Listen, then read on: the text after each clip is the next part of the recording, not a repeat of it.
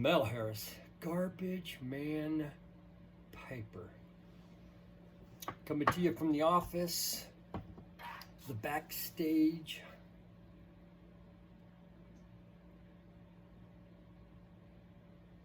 And just want to do a first impression.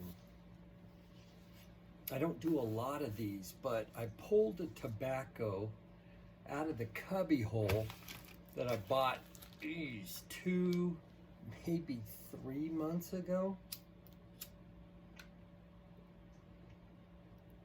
I'm smoking my Savinelli, I think it's a springtime thank you Artie's Place. This was one of the first probably 3 Savinelli 602s I got from Art over at Artie's Place. So Art, thank you so much. This is one of my favorite 602s. It just hangs amazing. Great balance. And in it, I've got some Amphora Kentucky blend. I know you're thinking, what's going on with Mel? You know, I pulled out the Wessex Burley and really enjoyed it. And I was looking at some pouches that I had setting up here, and I thought, I think I've got some Kentucky in there. And I wanted something, since I'm not on the patio today smoking a cigar, said I want something with some body, something that has some. And I opened this pouch, and I gotta show you. This is an absolutely beautiful tobacco.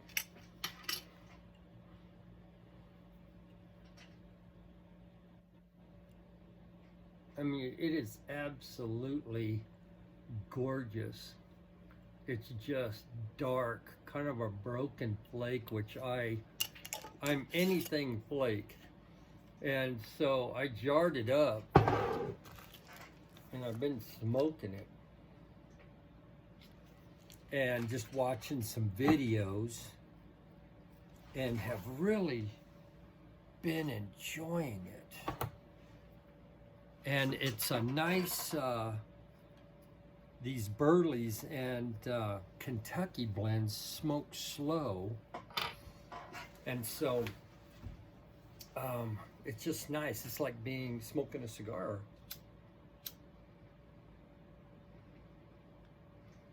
Let me preface that. It doesn't taste like a cigar.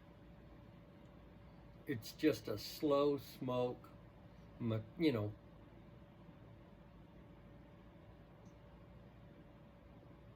full body.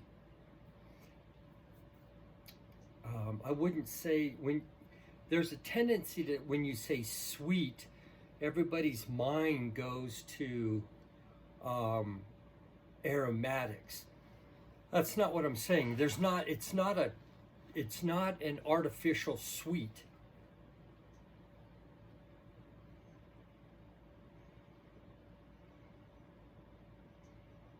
It's a dark sweetness.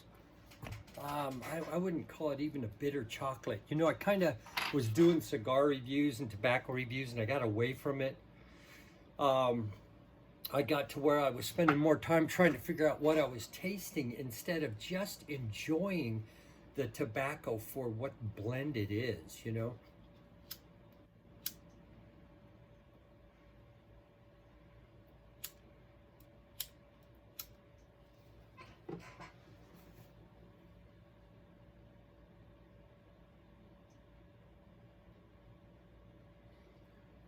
I'm enjoying it. Where I would say the Wessex Burley Flake has more of those chocolatey notes. This is a chocolate, but it's a dark chocolate. It's a dark, bitter chocolate.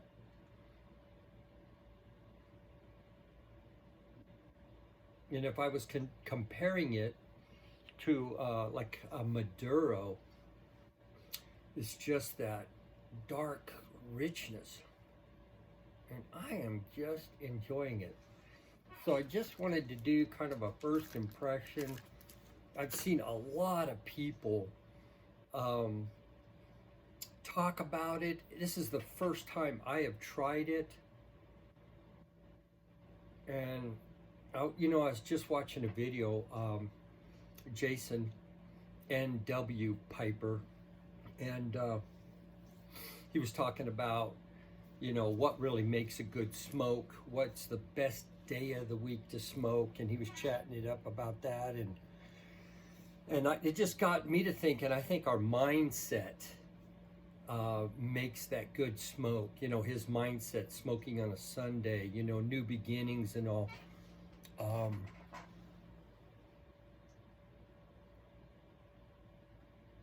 You know, I'm just at a place, so I finished a pipe.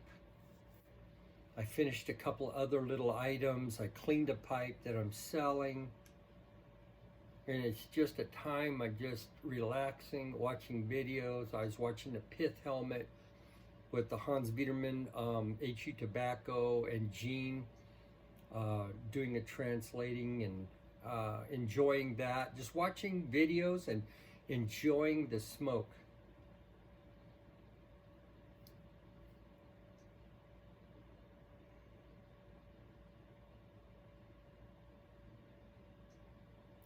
And just that full body. I think since I've started smoking more cigars, it's gotten me wanting that full body smoke that you know, the Burleys give and that the Kentuckies give. Actually was smoking the Fruit Stand earlier today, which is aromatic deluxe, but I don't think you're going to hear a lot of people do what I do. I put tobacco out, I let it sit out 2 days. I mean, I just put enough out there for like 5 bowls, 4 or 5 bowls. And I just put it in my little sea smoke pipe bowl. That's what's left of what I put out from the Fruit Stand. And this, though, I'm smoking straight out of the pouch. Let it sit for about 15. But it wouldn't surprise me that this would smoke good, dry, real dry, or even just a little moist.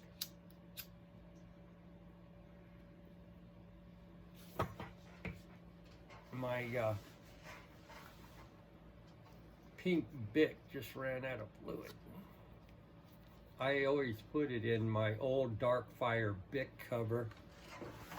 So let me see if I've got another Bic here somewhere. Let me see if I can find a Bic. I'm not sure if I got any left. Oh, there's one. Captain Black can. I picked this up, this old Dark Fire leather, when I was in 2019, when I went to the West Coast Pipe Show. And rarely is there a day I don't use that bad boy. You served me well. Be retired. In the Basuda. So anyways, I just thought I'd get on, share first impressions on the Kentucky blend Amphora. What just a nice full body blend. Really, really enjoying it. So there you go. Very affordable. I think I'm going to pick up a lot more of this. Not as an everyday smoke, but that smoke maybe when I can't have that cigar, or you know, pick up something like this. The other night Richard was over and we smoked Bold Kentucky, and it, you know what, it just didn't hit me the same. as this. When I first lit this, I was like, oh dang, what am I in for? Thought it had a little, like a floral note on the light, but that went away. And the other thing I like about it, I can put my pipe down and go like get something out of the fridge to drink. I'm pairing it with a Dr. Pepper. When I have a heavier bodied smoke, like a Burley or a Kentucky or a Maduro Habano, I just want that, just that little cleansing the palate, just not a gulp, but just this little thing will last me, you know, a good hour and a half on a cigar or a pipe. So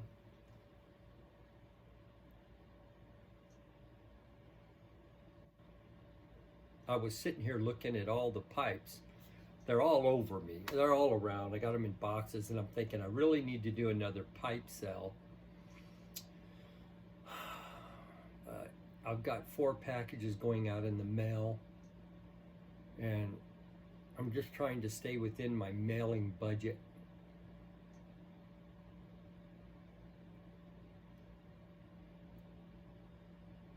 But I've probably got 6 billiards. I gotta just need to show you guys. And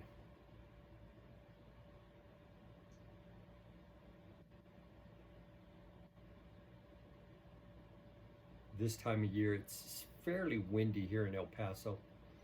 So where it's only 58 out, the wind drops that dramatically. And so I'm just chooching back here. Got the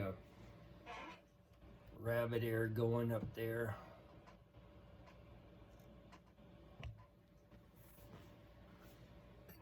And just kicking back.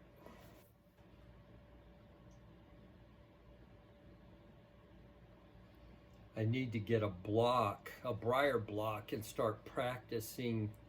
I mentioned in my other video, I'm tired of stamping the pipes with those metal stamps, and I just need to maybe use the Dremel until I can get a stamp, and then quit numbering them and everything. My gosh, you know, those metal stamps, it's about that long. GMP 11 pipe 21, like I mentioned in the other video. I'm being redundant, but I'm processing it.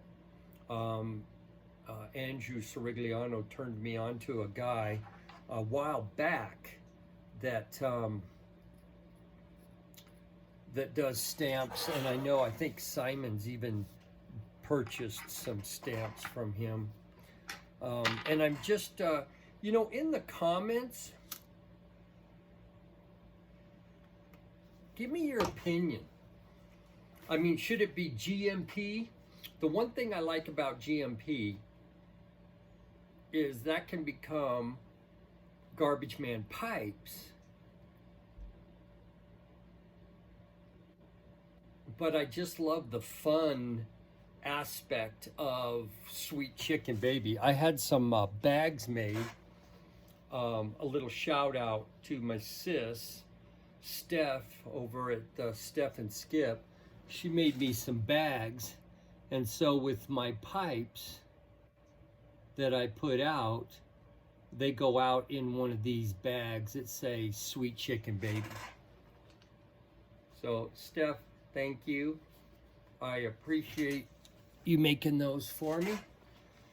So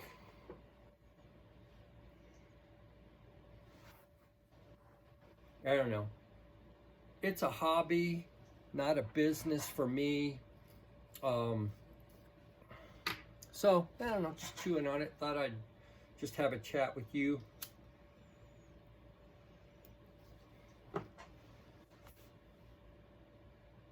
So I need to look up that stamping guy. I'll reach back out to Andrew and see who that was. But one guy responded just doing a stamp that has the sucker the chicken and the baby on it, he goes, basically that, you know, that speaks for itself. And, you know, I've thought of that as well. I think my logo, which is up on the wall there, is a little bit too convoluted to put on a stamp. So just trying to keep it simple. One stamp does it all. Stop numbering the stamps. I've seen the journey that Simon has gone through with all of his stamps, and, you know, stamping grains and where it's made. And I think he's kind of realizing as well that it takes up so much of the pattern of the grain to put these stamps on.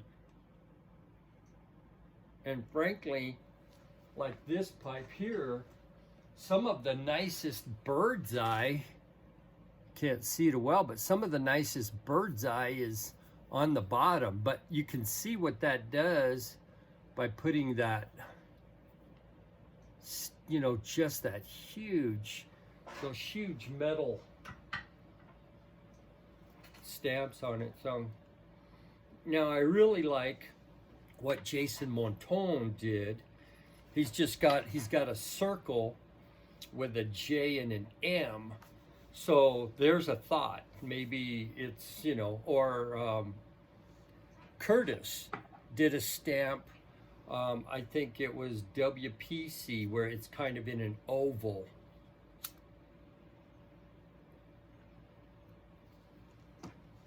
So I don't know, just thinking about it.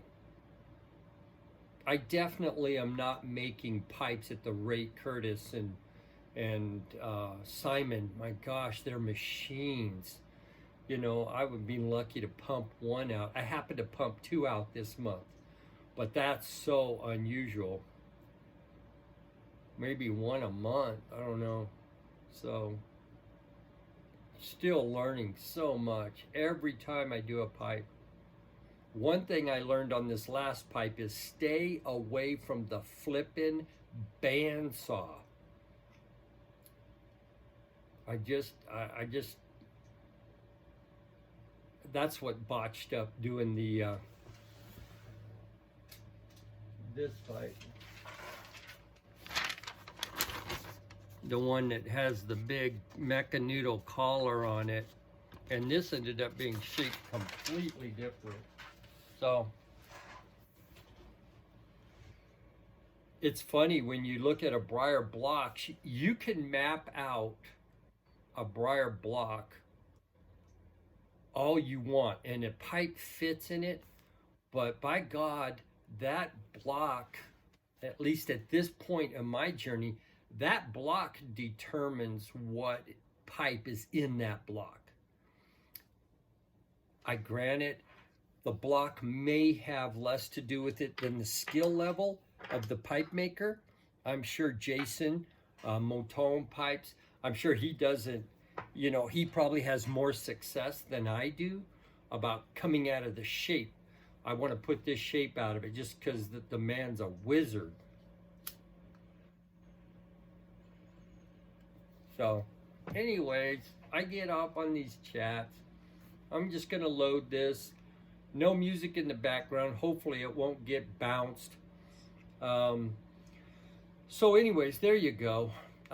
Just chatting about Kentucky blend from Amphora.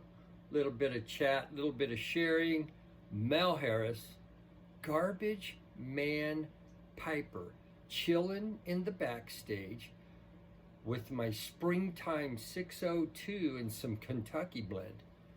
You all, sweet chicken baby, be safe out there.